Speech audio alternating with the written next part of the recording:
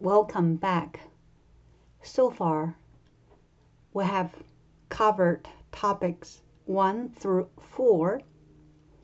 The first focus was on conduction in walls. The wall can be a single one or a composite one. If it is a single wall, you need to consider the geometry of the wall to be plane, cylindrical, or spherical. If it is a composite wall, you need to consider whether to include the contact resistance RTC. The goal is that you're able to select the proper heat equation to find unknown. The second focus was on thermal circuit, a solution tool based upon the thermal resistance RT, whether they're in series or in parallel. You need to come up with your own equation to find unknowns. In topic 5, we will discuss all the strategies that can be applied to solve heat transfer problems. A. Heat transfer modes in system and on system boundary. When you start a heat transfer solution, you need to identify all the heat transfer modes. It is of great help for you to have a big picture on all the potential heat transfer mode that could occur. First, on a system boundary, there are 3 potential heat transfer modes in terms of convection, radiation, and heat flux to occur. For example, we have a insulation plane wall. On the right side surface, there's convection between solid surface and moving fluid. There's radiation between solid surface and a large surrounding surfaces. On the left side of the wall, there's a heat flux acting on all the point of the surface. This heat flux really represents a physical setup like solar heating or electrical heating. If you're interested in the heat rate acting on the left side surface, you can use this equation to get it. Second, within the system, there are 2 potential heat transfer modes. One is conduction, other is energy generation. For example, within the plant wall, there's a conduction heat transfer mode to take place. Comparatively speaking, energy generation is not as common as conduction heat transfer mode within a system. However, we will run into the energy generation mode in an in engineering application. For example, a spherical probe travels in a deep space, which is assumed as a large surrounding at 0 Kelvin. Inside the probe, there are electronic devices dissipating heat at such rate. The heat generated by the electronic devices is the energy generation. If you're interested in the heat rate on the surface of the probe, you can use this equation to get it. B. What assumptions to make when you solve a heat transfer problem? Here are some tips. If the surrounding temperature TSUR is not included in the problem statement, you can assume there's no radiation heat transfer mode. If the contact resistance RTC is not included in the problem statement, you can assume there's no contact resistance at the contact surface for composite wall. If the heat rate per unit of volume is not included in the problem statement, you can assume there's no energy generation within the system volume. C. Solution steps. In the past, we have studied solution steps and we have applied. Now let's go over one more time. The first step, you need to really understand the heat transfer process, figure out what is known, what needs to be found. Second, you need to identify all the heat transfer modes for the system. Then you define your system as your study target, and then apply the first law equation to the system you just defined. The last step is to apply the math equations to find unknown. You either select the proper equation for each term in the first law and solve for unknowns, or you may have to come up with your own equation based upon the thermal circuit to find unknowns. Let's practice all the strategies. The example 3-5. Human is able to control heat production or loss rate to keep constant core temperature under various conditions. Therefore, human body is our study target. On average, the human being body surface area is close to 1.8 meters square.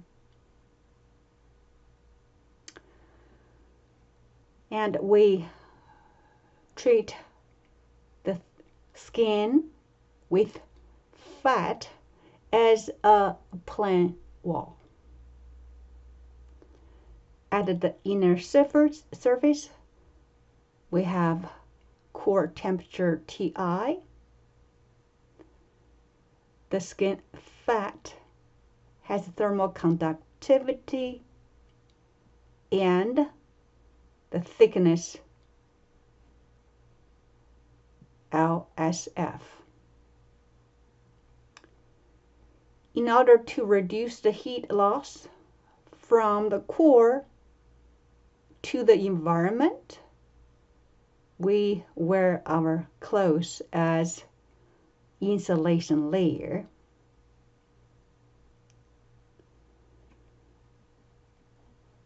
The insulator surface has temperature TSO.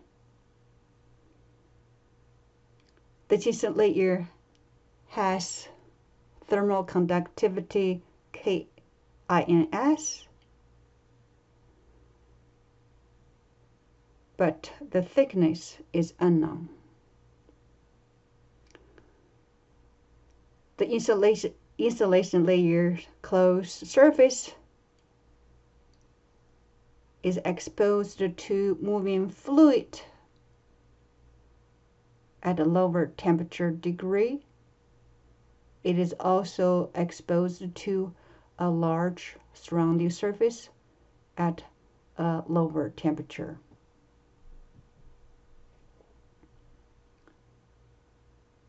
What we need to find is the insulation thickness, LISN, INS, and the emissivity epsilon of the surface. This is what we know and what we need to find out.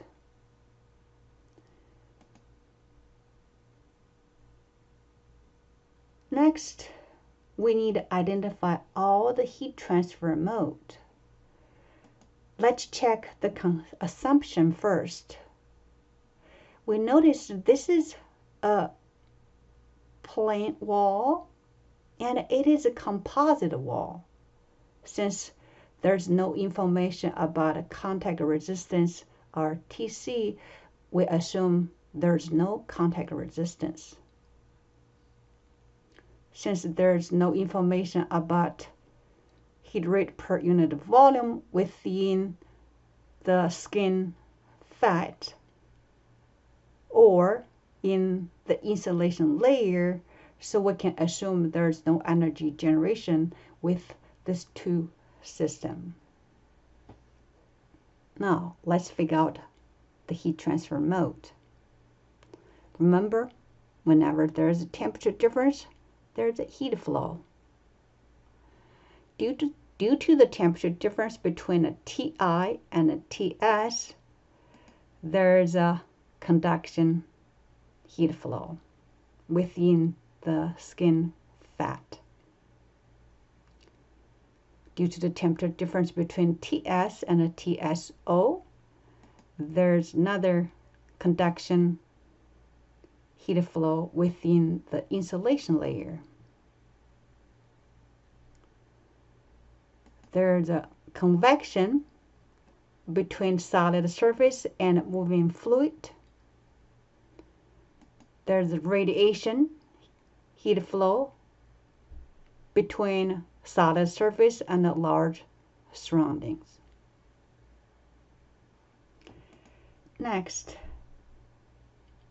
we will define our system as a control surface 1 and a control surface 2. Then we apply the first law equation. The first law states all the heat in equal all heat out. All heat in equals all heat out, which is a constant 100 watt, the heat loss.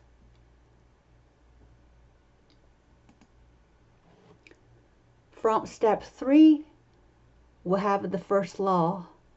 We noticed the corresponding resistance will be in series. For this two, the thermal resistance will be in parallel. Let's try to sketch the thermal circuit. We start with TI, the highest temperature, the heat flow going through one resistance, reaching TS, and then it going through another resistance reaching TSO, sum the flow going through radiation resistance reaching temperature T surrounding, the rest of heat flow going through convection resistance reaching T infinity. Step 4, we need to come up with our own equations to find the unknown. First, we're looking for the thickness of the insulation layer. We know temperature Ti and temperature TSO. Also, the heat rate. From this thermal circuit, we can tell these two resistors are in series. So we can come up with this equation. The heat rate is determined by the temperature difference over all the summation of all the thermal resistance.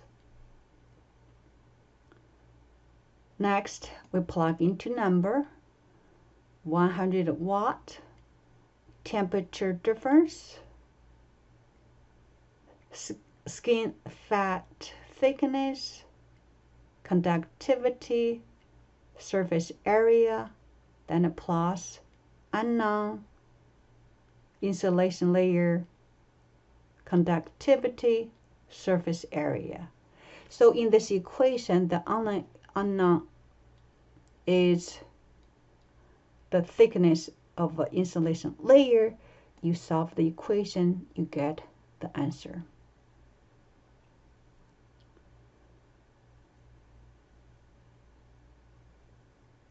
Second, we need to find the emissivity epsilon at the surface TSO.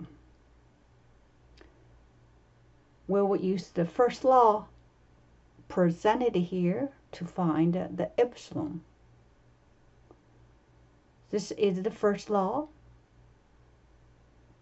And then we select the heat equation for convection or radiation respectively.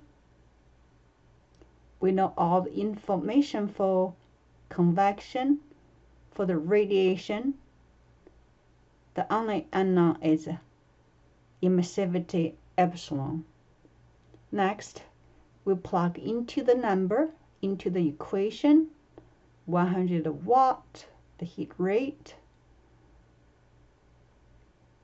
heat transfer coefficient, surface area, temperature difference between solid surface and moving fluid, plus surface area, emissivity, Stefan-Boltzmann constant. The last one is temperature to the force power difference. Please note we already converted the temperature from Celsius to Kelvin. In this equation, the only unknown is the emissivity epsilon. Solve for the emissivity to get our answer.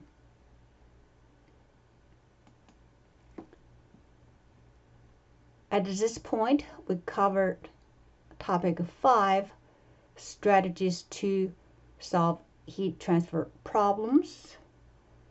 It includes all the potential heat transfer mode within a system and on the system boundary. We provided the tips to make assumption. Finally, we went through the solution steps and especially showed you how to come up with your own equation based upon the thermal circuit through an example. This may impose a challenge on students in the beginning. However, practice makes perfect. Therefore, there's one more examples. I will leave it to my dear students to practice. See you next time.